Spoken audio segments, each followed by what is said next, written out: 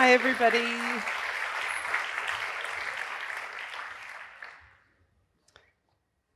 Hello.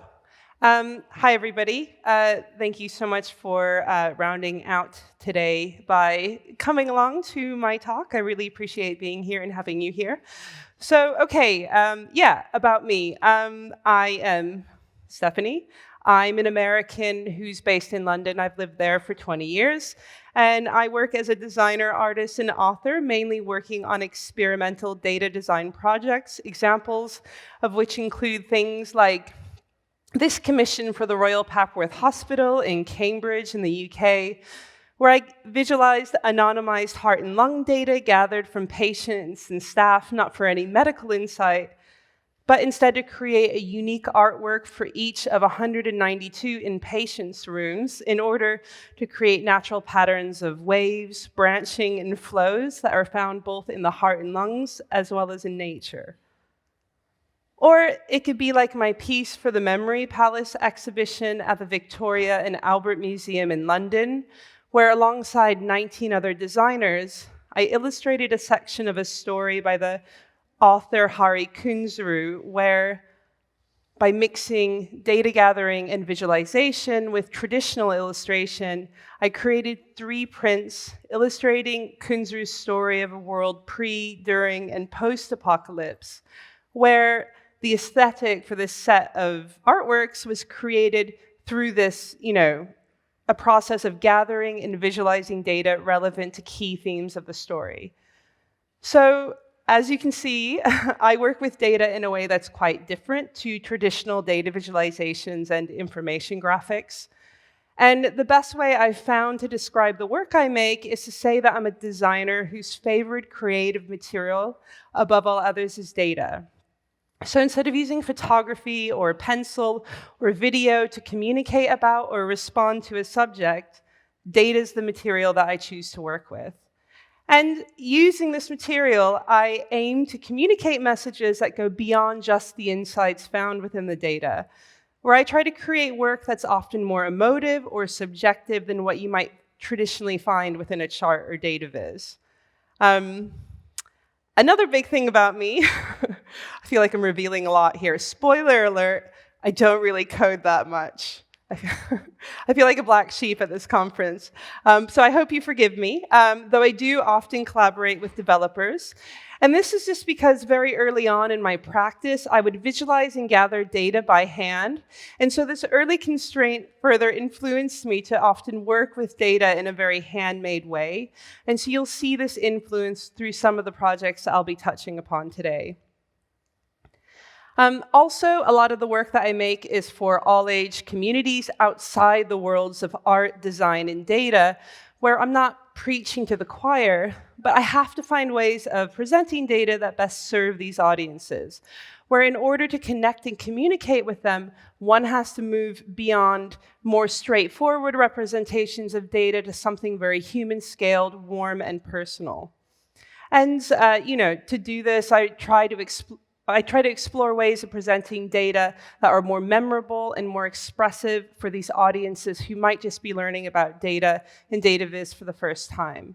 So that might mean making data danceable, like this project as the first data artist in residence at Facebook in 2013, where I converted a month of a couple's interactions on Facebook timelines into dance steps, bringing their digital dance across timelines into a physical space.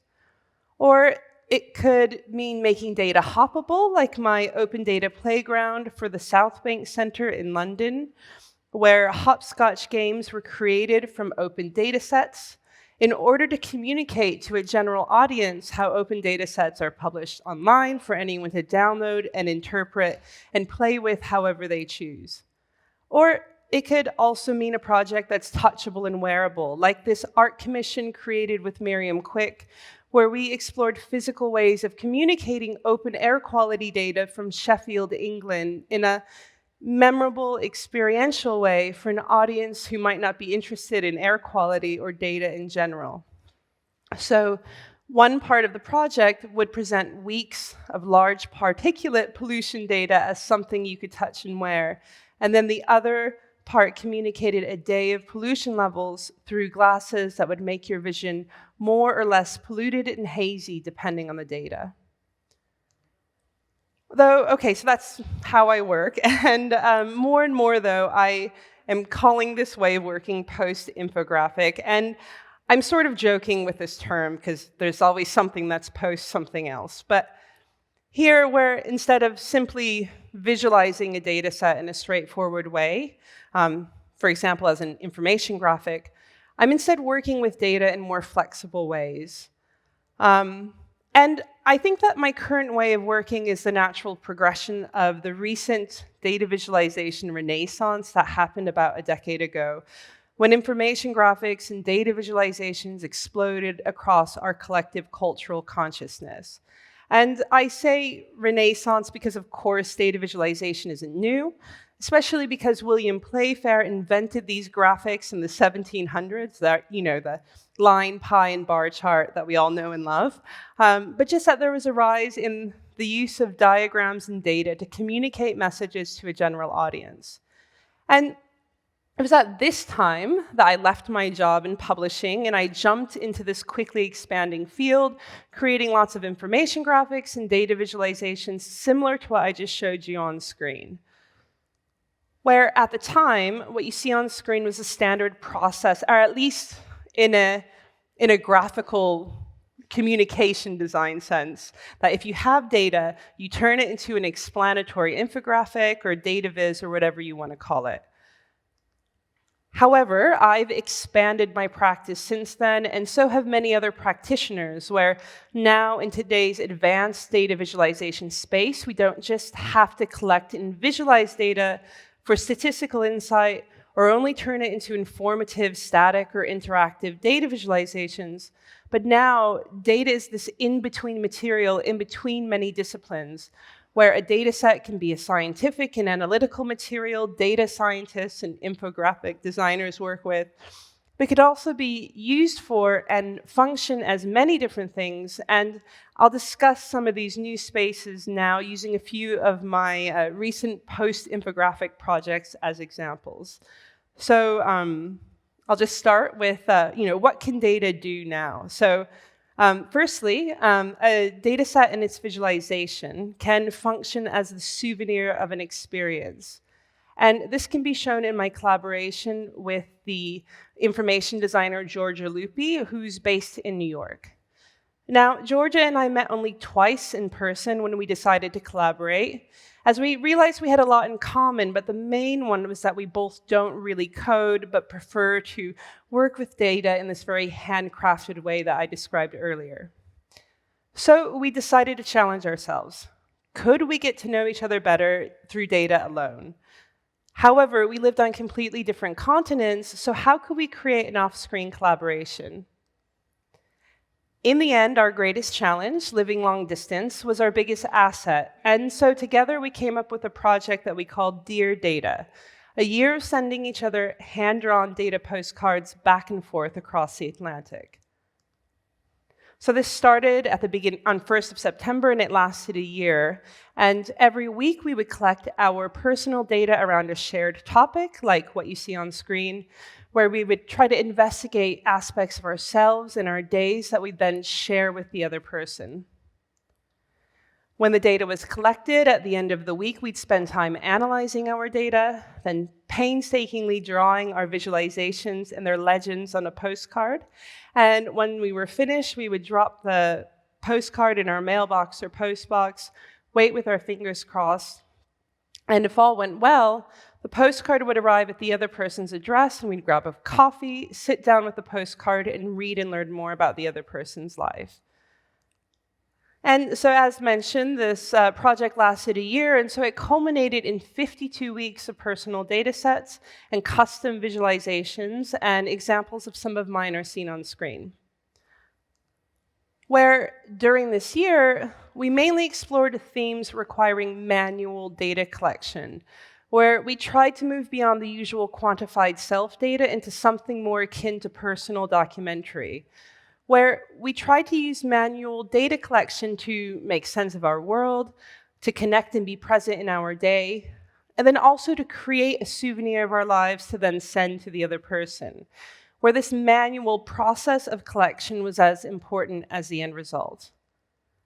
Where through this format, every week became this exploration of our lives through data, where even our choices in data collection of what we chose to include and not to include functioned as a unique representation of each person, where over the whole year, the whole project became a type of fragmented self-portrait sent to the other.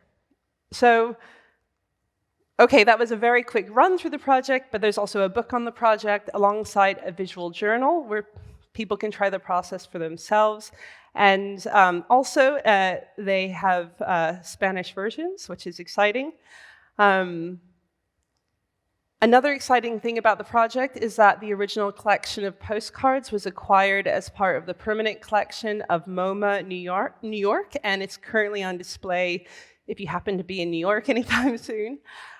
So that's been a really nice response to the project. But one thing that is even more exciting is just that we found that this manual, domestic way of introducing people to data really resonates with them, as we've received emails from people starting Dear Data correspondence projects of their own, or are using it as part of their teaching curriculum from primary school students to university and beyond, to help students learn to collect and present data. So you can see here a wider audience has connected with this project in a way that we never anticipated. And I think it's really nice that the response has been so positive, it just means that people now see data collection as a new way of documenting and better understanding themselves and their world, where today, some people document and reflect through taking photos or writing journals, and others document with data, spreadsheets, and tick marks. And this documentary approach, I think it really kind of makes the idea of data feel less intimidating to a more general audience, because now data and data gathering can be seen as part of our human experience. And with this project, just a little pandemic postscript. So the project ended a while ago, but in 2020, it kind of started up again because it seemed to chime with lots of people at the beginning of the pandemic, as during the first lockdowns, we saw hundreds of people trying to use this method to make sense of this new world and the anxieties that come from it. Where also the mail art aspect seemed to work perfectly for remote learning, where students were sending data postcards to their classmates as they studied from home. And at the time, MoMA asked us to promote the use of the format by creating a special 53rd postcard, a week of lockdown connections, where Georgia visualized connections in her life that were mostly virtual, which she found a challenge. And then I documented the challenge of stressful in-person connections. So, this mix of looking after my then 2-year-old daughter, and then the constant childcare handover conversations I had with my husband as we tried to both work and look after her full time. And I feel like this was a common scenario for many people, where this postcard of data from the lockdown has now become quite a poignant souvenir, a documentation of a very intense moment in my life that feels really strange to look at 2 years on. And both this postcard and the wider response to this project during this time period really reinforces my belief of this value of this type of personal documentary. Okay, so what else can data become in the post-infographic space? So next, a data set can become something that artists respond to and work with, where today the data sets around us are as important a part of our world as the other traditional subjects that artists have worked with over the centuries.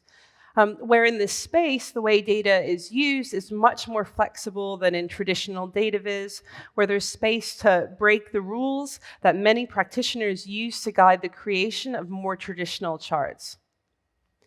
Now, recently, I completed an art residency with the UK research group People Like You, a group looking at the outcomes and consequences of data personalization. And my focus was on the use of data to personalize medicine. And this was an art as inquiry residency, where the research derived through my art practice complemented the more traditional research on this project.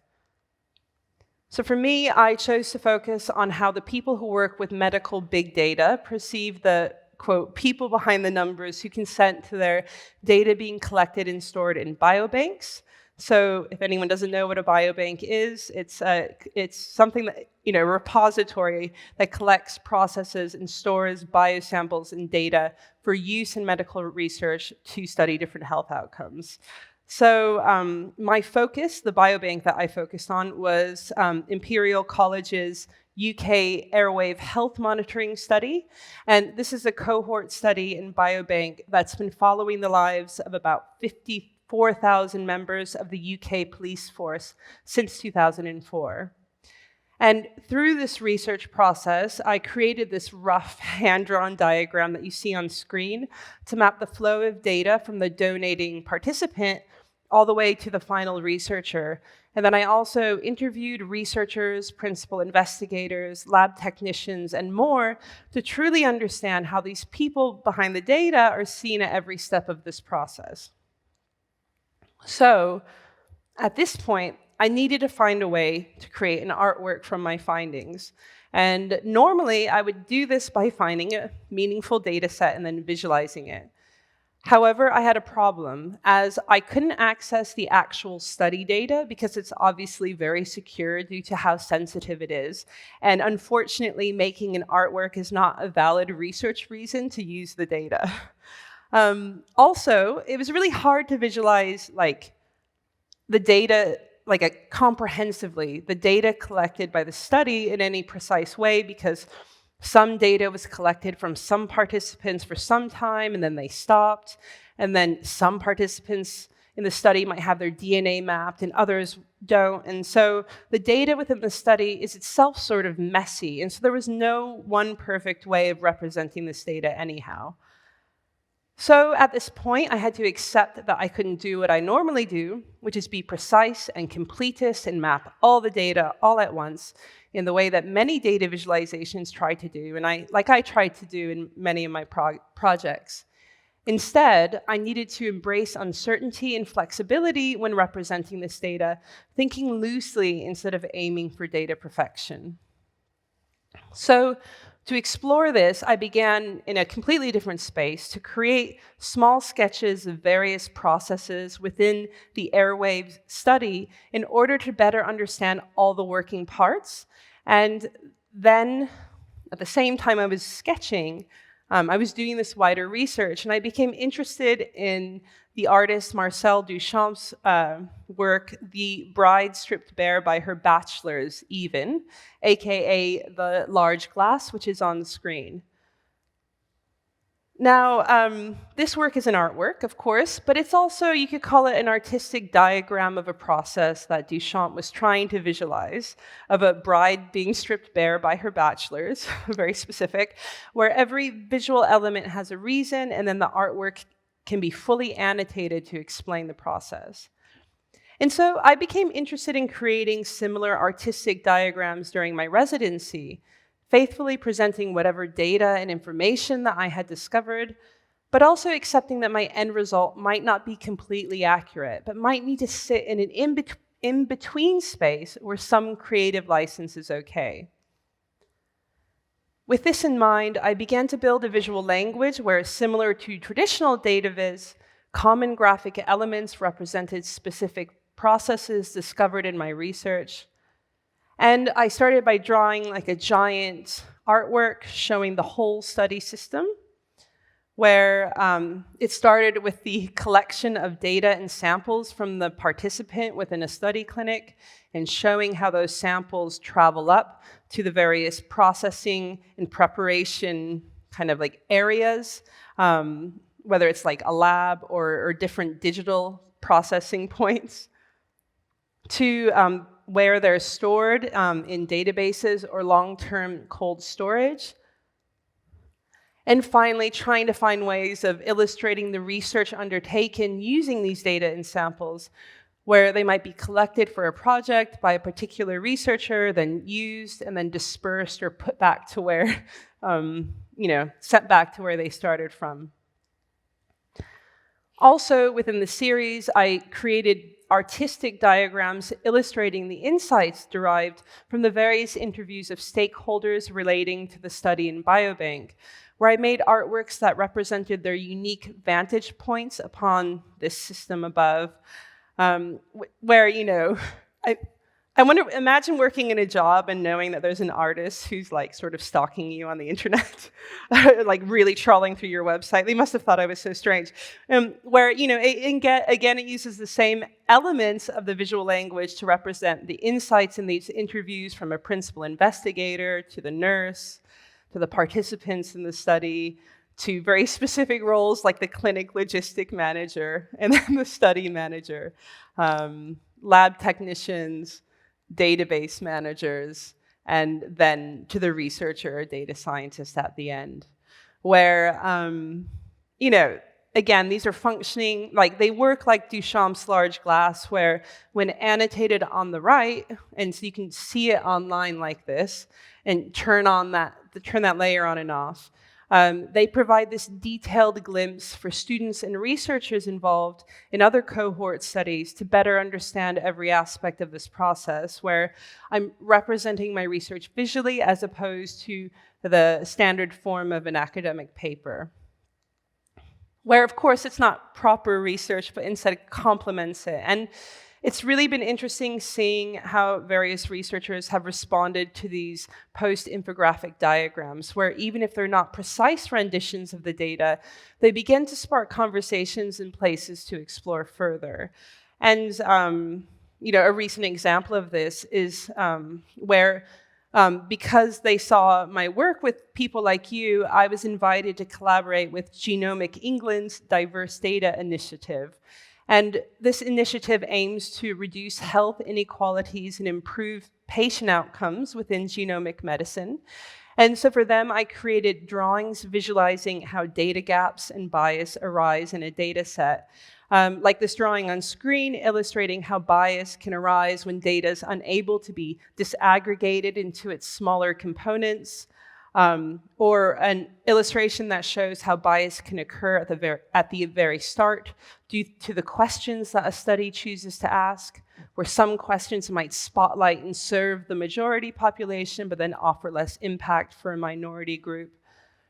Or finally, a drawing illustrating how bias can arise from data architectures that aren't designed in a way to accommodate the data collection needs of a specific population, where some of their data might not fit the architecture and might be relegated to a less precise, messier other, or just not be collected. And so it's really been interesting seeing how visualizing data without literally visualizing it still offers value within a research setting.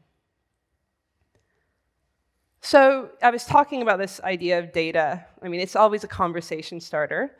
But I also think that data can also be an interface for engaging with a community and become a community conversation starter.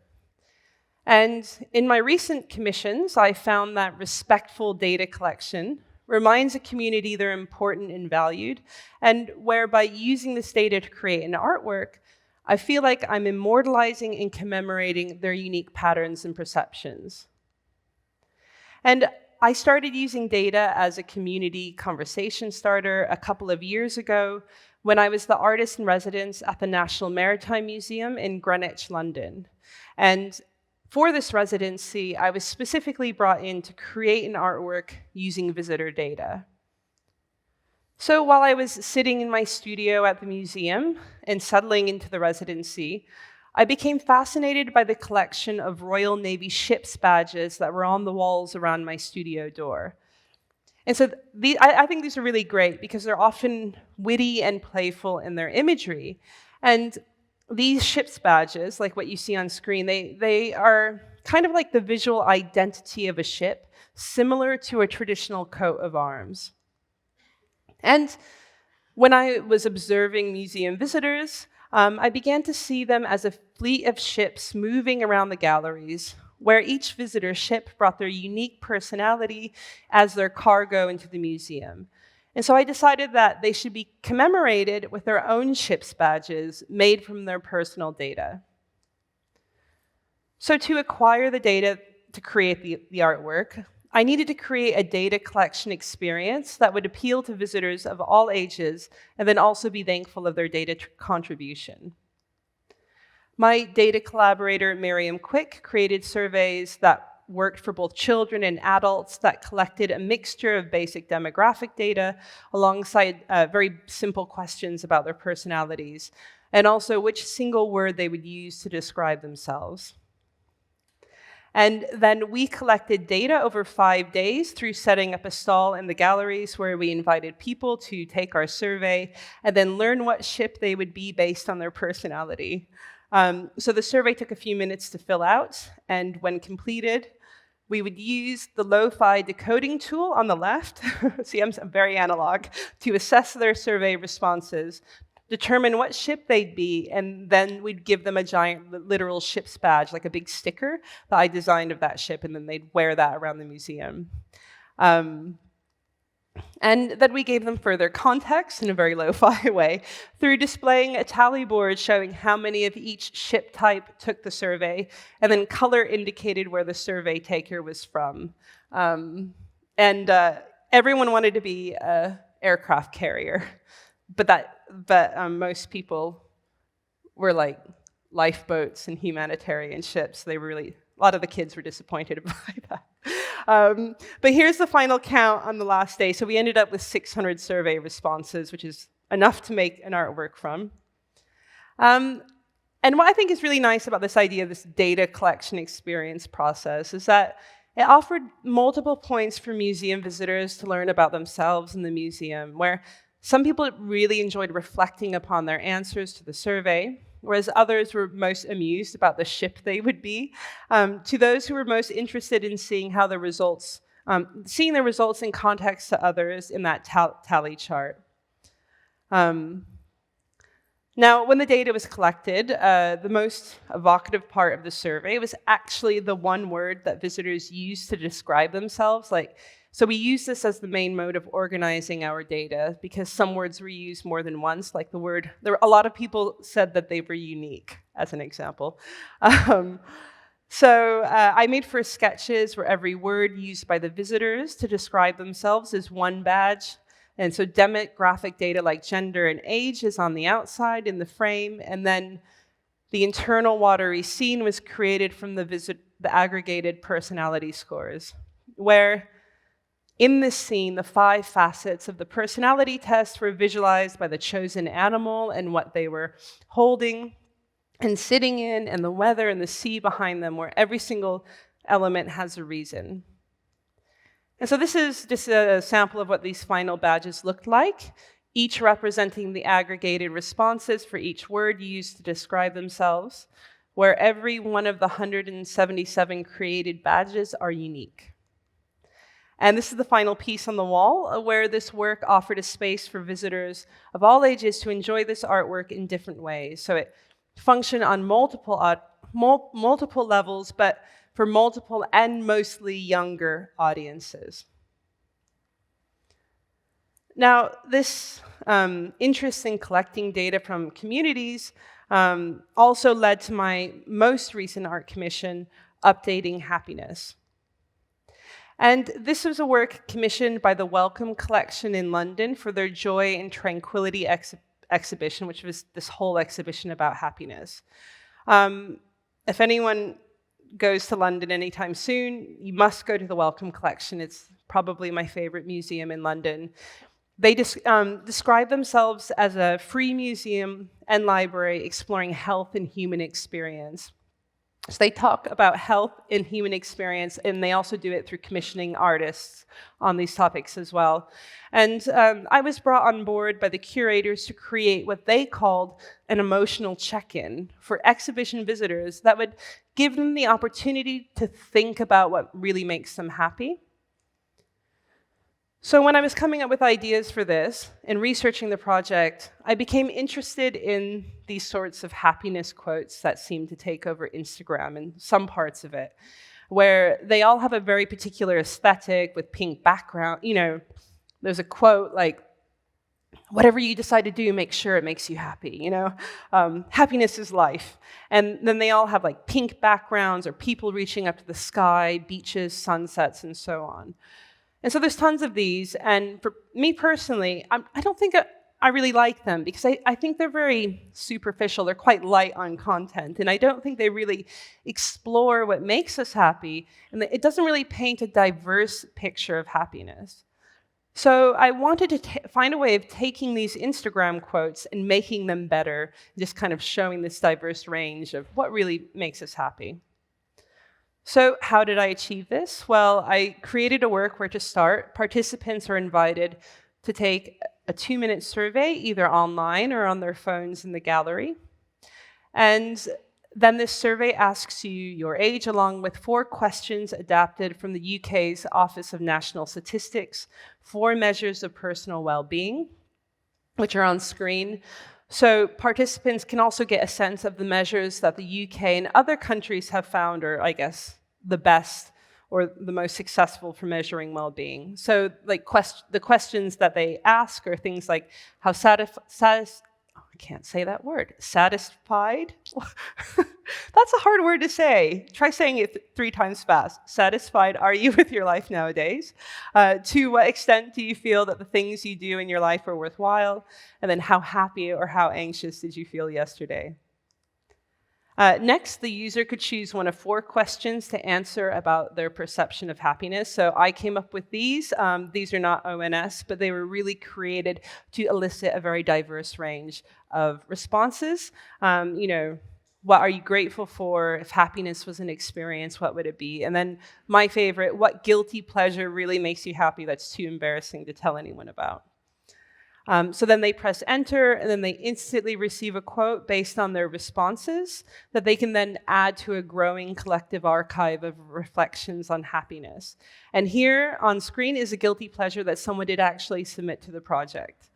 So participants, they also have the option to download and post on their own social media feeds, thus populating the internet with more nuanced ideas of happiness than those original quotes. And the collected responses are, of course, displayed online, where the super bright colors were meant to be the total opposite of those typical pastel quotes that you saw, where, again, every aspect of the design, from the shapes to the color palette to the font, are informed by the survey answers. And then they were also displayed in the gallery through being projected, printed on wallpaper, and then displayed on the outside of the gallery as well. So the exhibition just ended, but you can still go to the link to try it out for yourself. Yeah. Oh, I'm sad it's ended, but things have to end. Okay. So now I'm just going to round off with one more project. And this is less about thinking about what else we can use data for besides infographics, but this is just exploring what can replace them in some ways in the role of communicating data. And I've explored this problem in the latest book that I have out with my friend Miriam Quick. I say her name a lot because we work together a lot. I Am a Book, I'm a Portal to the Universe, and this is published by Penguin. So this book was a response to the traditional infographic book. I'm sure a lot of you have been used to seeing those around the bookshops. And so this is a really innovative format a decade ago that transformed the data design landscape. And it's one that both Miriam and I have worked on in the past, but it hasn't changed much since, and so it's feeling a little well-worn. And so we asked ourselves, how can we make something different than the standard info book, and what would that mean in practice? So with all of this in mind, we began to brainstorm new ideas for collaboration while dancing my baby to sleep in a cafe, and we came up with our superbook idea. What if we made a book where the book itself is the measuring device? So we began to develop the general concept. So the book is a measuring device that can be used to measure things. Its original title was The Measuring Book, but then our editor convinced us to go with this really long title that's very difficult to say. That's okay, though. It's a book for almost everyone, for children age 8 and up to adults. And Our goal was to write for the data uninitiated and data intimidated, so people who wouldn't normally pick up a book with data or science in the title. So we wanted the book to be accessible enough for children, but entertaining enough for adults with a little bit of bite and humor to it. And finally, our golden rule and biggest constraint was that all of the data should be represented on a one-to-one scale, printed on the page at actual size. So, why did we do this? Well, by representing data on a one-to-one scale, we really hoped that the reader's lived experience and direct interaction with the data would hopefully make that data more memorable and directly rooted in their world. So how do we do this? Well, so Miriam's the data journalist and researcher, and then I'm the designer, and together we kind of met in the middle. So Miriam created this narrative that tells you stories about, where the book tells you stories about a universe that's dynamic, constantly moving and changing, full of millions or billions of living organisms and countless mysterious, elusive things flying through us or away from us. Like the spread that estimates that, based on the book's volume, there are probably 187,000 relic neutrinos passing through it at any one time. So relic neutrinos, if you don't know, are subatomic particles left over from the first moments after the Big Bang. So by using a measuring device, the book is like a portal to the world around you, through which you can see things that were previously invisible. So it's a scientific book, but it's also a story for both children and adults. For example, in this spread, the book flies to the moon, where it gathers a blanket of moon dust as thick as one of its own pages. In reality, this would take 200 years, but there's magic on this spread too, because after all, a talking book is flying to the moon.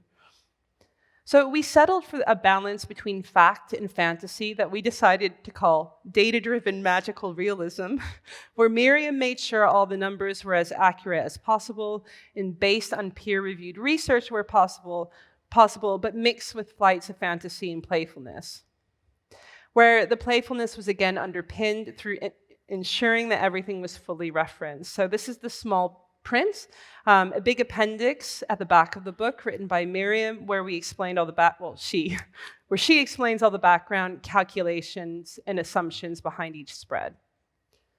Okay, so that's the research, but how did we visualize this data? Well, it's not like any data-informed book that you've seen before, so it's a book with no charts and no infographics, where instead the book only communicates its data using what we call its bookie superpowers. So it's ink, typeface, page size, and thickness, volume, weight, and more. So we might use the double O's within relevant words to represent to scale the actual eyes of various animals' eyes in a spread. Or you might have to drop the book from waist height to understand how fast it moves through the air.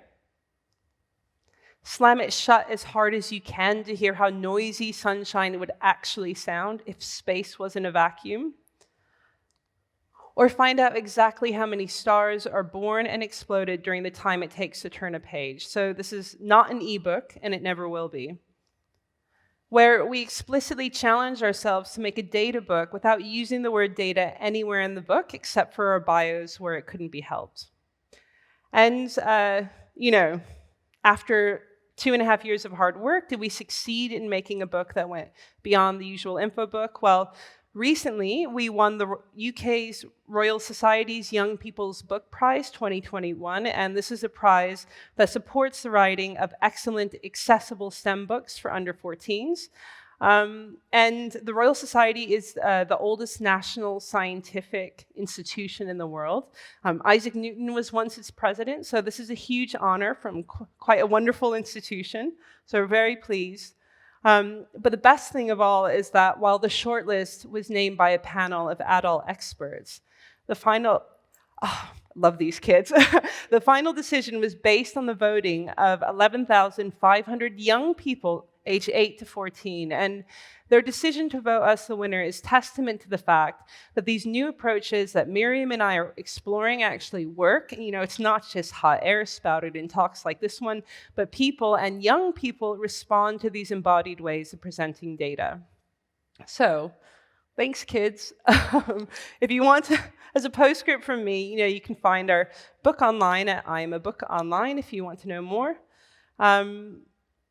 Okay, so that's just to sum up with some of my findings in working in this post-infographic space. Firstly, data collection and visualization has now become a form of personal documentary for many people, where the process is, in many ways, more important than the end result. And also, I'm starting to see that less accurate, more flexible presentations of data still have value to an audience, where working in this blurry space might be the right approach to representing data-driven concepts that are, in their own way, blurred and messy. And I'm also finding success in using data collection as an interface for engaging and responding to a wider community, where it functions as an icebreaker to start deeper conversations. And I also believe in the value of more embodied experiential approaches to representing data for a wider audience, where a reader experiences data directly in front of them on their scale.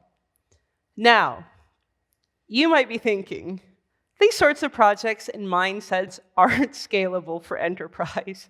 You know, not everyone is making data necklaces in their day job.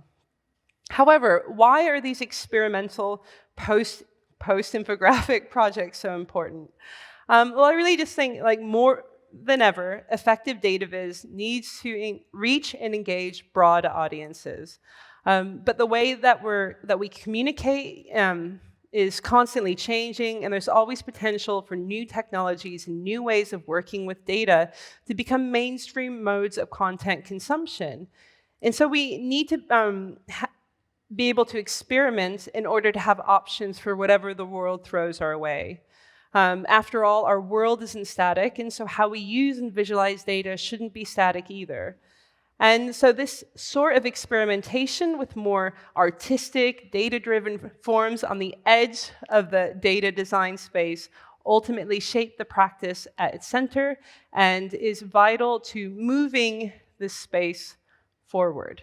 Thank you.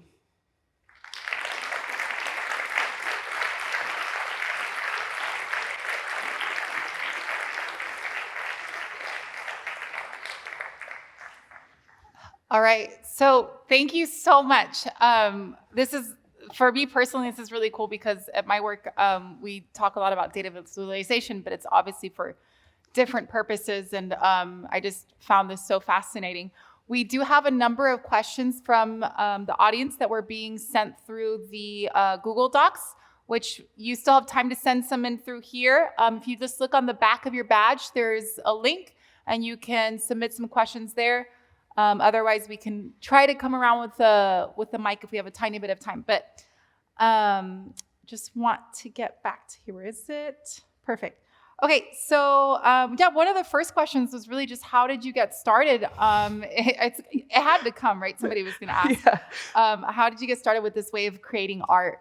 I know, it's like, yeah. So yeah, I work for myself, so I can make a really strange role, which that's great. But I have a background in communication design and graphic design, though I say that the thing that really influenced me, for any Americans, is I really, like, any Americans score a baseball game? Or like baseball scorecards?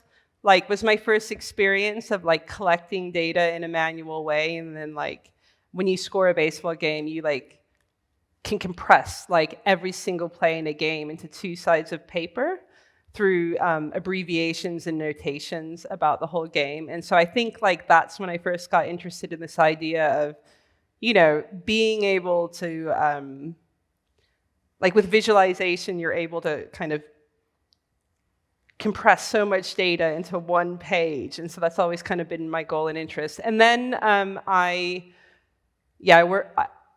did an MA in visualizing writing styles in literature, but I did that in communication design. And then I thought I would work in publishing, and I didn't know what data visualization was. And then my text visualization project went viral on the internet, and people said, oh, you can get a job in it. So that's how I ended up here. Not by plan, but... And you've always been working for yourself then? That's my personal question. I've been working for myself for the past 10 years, but before that, I used to be a book cover designer at Penguin. So so it was a little bit of a leap. All right. It kind of was all in the same realm. Yeah. Information design broadly. Yeah. And then we have another question here, which is, you said when you came up, right? You said that you're like, spoiler alert, I don't code. Yeah. But do you prefer? Like, I guess the question is, do you prefer to visualize data through drawing it and sketching it? And why do you think the handmade approach to data is so valuable? And you had a lot of examples of the different handmade. So. Well, I just think that, obviously what I do is a very specific niche role, but I think there's a lot of value to starting thinking about data visualization off screen for 5 minutes with like a pencil and paper. Even if you have tools that you go to directly, I think that just 10 minutes or 5 minutes sketching, it doesn't even need to be that much time, is enough to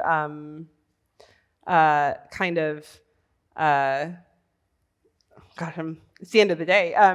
But just like to come up with a better and more considered visualization. So that's one reason why I think sketching is so important. I think also, I just think it's really great to start off screen because it keeps your options really wide open. So, you can keep your ideas broad and then come up with the right solution instead of just jumping to tools and known processes as well. And also it's super accessible for people that want to learn about data, but they don't have all the technical skills. I like what you said. It doesn't constrict you if you're just doing with pen and paper, with colors and paper. Yeah, I think that like in communication design and art, people say start off screen, don't be bound by your design tools. And I think that's applicable for everything, It's just starting in a more open space keeps it open as you move forward. And with regards to applicability, how can people incorporate? It said here, how can people incorporate this handmade approach or this practice in their day jobs? I just think through spending 5 minutes off screen and brainstorming as many ideas very quickly that you can think of just spending 5 more minutes reflecting and thinking about, is the visualization method that I always go to, is that the right one? There's tons of other options I might be able to work with. So even just 5 minutes can take you that one step further to coming up with a more considered solution for your data. Thank you. Thank you. I don't want to take up a lot more of your time because I know we are at the mark and we promised you we'd only make you talk for 15 minutes. So I want to say thank you to you and all of the speakers that have come up today. But let's please give Stefanie Posavec a very big round of applause. Thank you so much.